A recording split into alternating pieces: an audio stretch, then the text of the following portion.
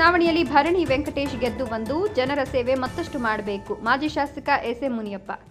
ಜಿಲ್ಲೆಯಲ್ಲಿ ಸದ್ದು ಮಾಡ್ತಿರುವ ಚೀಮೂಲ್ ಚುನಾವಣೆ ಅಧಿಕಾರಕ್ಕಾಗಿ ಪರದಾಡ್ತಿರುವ ಅಭ್ಯರ್ಥಿಗಳು. ಈ ಕ್ಷೇತ್ರದ ಚೀಮೂಲ್ ಚುನಾವಣೆಯ ಕಾಂಗ್ರೆಸ್ ಪಕ್ಷದ ಅಭ್ಯರ್ಥಿಯನ್ನಾಗಿ ಭರಣಿ ವೆಂಕಟೇಶ್ ಅವರನ್ನ ಆಯ್ಕೆ ಮಾಡಿಕೊಂಡಿದ್ದೇವೆ. ಚುನಾವಣೆ ಅಲ್ಲ, ವ್ಯಕ್ತಿಯ ಮೇಲೆ ಪರಿಣಾಮ ಬೀಳುವ ಒಂದು ಚುನಾವಣೆ. ಆದ್ರಿಂದ ನಾವು ಭರಣಿ ವೆಂಕಟೇಶ್ ಅವರನ್ನ ಆಯ್ಕೆ ಮಾಡಿಕೊಂಡಿದ್ದೇವೆ.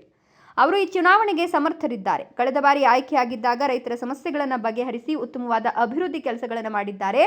ಆದ್ದರಿಂದ ನಮ್ಮ ಪಕ್ಷದ ನಾಯಕರು ಭರಣಿ ವೆಂಕಟೇಶ್ ಅವರನ್ನ ಅಭ್ಯರ್ಥಿಯನ್ನಾಗಿ ಮಾಡಿದ್ದಾರೆ. ಇಂದು ನಮ್ಮ ಪಕ್ಷದ ಮುಖಂಡರ ಜೊತೆ ಸೇರಿ ಭೋಗನಂದೀಶ್ವರ ದೇವಾಲಯದಲ್ಲಿ ಅವರ ಹೆಸರಿನಲ್ಲಿ ವಿಶೇಷ ಪೂಜೆ ಮಾಡುವ ಮುಖಾಂತರ ಗೆದ್ದು ಬರಲಿ ಅಂತ ಪ್ರಚಾರವನ್ನು ಆರಂಭ ಮಾಡಿದ್ದೇವೆ. ಇದೇ ಮೊದಲ ಬಾರಿಗೆ ನಡೆಯುತ್ತಿರುವ ಚೀಮೂಲ್ ಚುನಾವಣೆ ಆಗಿರೋದ್ರಿಂದ ಭರಣಿ ವೆಂಕಟೇಶ್ ಅವರನ್ನ ಆಯ್ಕೆ ಮಾಡಿ ಉತ್ತಮವಾದ ಕೆಲಸವನ್ನು ಮಾಡಲು ಅವಕಾಶ ಮಾಡಿಕೊಡ್ಬೇಕು ಅಂತ ಮತದಾರರಲ್ಲಿ ಮನವಿ ಮಾಡ್ತೇನೆ ಎಂದ ಮಾಜಿ ಶಾಸಕ ಎಸ್.ಎಂ. ಮುನಿಯಪ್ಪ. ಈ ಕ್ಷೇತ್ರದಲ್ಲಿ ಭರಣಿ ವೆಂಕಟೇಶ್ ಅವರನ್ನ ನಾವು ಆಯ್ಕೆ ಮಾಡಿಕೊಂಡಿದ್ದೀವಿ. ಇವತ್ತು ನಮ್ಮ ಬಚ್ಚೇಗೌಡರು ಹೇಳಿದಂಗೆ ಇದಕ್ಕೆ ಸಿಂಬಲ್ ಚುನಾವಣೆ ಅಲ್ಲ, ಇದು ವ್ಯಕ್ತಿ ಮೇಲೆ ಪರಿಣಾಮ ಬೀರುವಂಥ ಒಂದು ಚುನಾವಣೆ ಇದು. ಆದ್ದರಿಂದ ಇವತ್ತು ಭರಣಿ ವೆಂಕಟೇಶ್ ಅವರು ಸಮರ್ಥರಿದ್ದಾರೆ.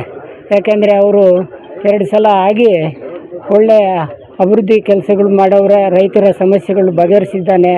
ಅದರಿಂದ ಭರಣಿ ವೆಂಕಟೇಶನ ನಾವು ಅಭ್ಯರ್ಥಿಯಾಗಿ ಮಾಡಬೇಕು ಅಂತೇಳಿ ಹೈಕಮಾಂಡ್ ತೀರ್ಮಾನ ತಗೊಂಡು ಆದೇಶ ಆಗಿದೆ.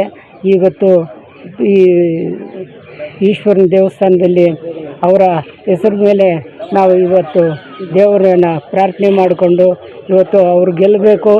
ಅವರ ಒಂದು ಸೇವೆ ಇನ್ನಷ್ಟು ಈ ಭಾಗಕ್ಕೆ ಅನುಕೂಲ ಆಗಬೇಕು.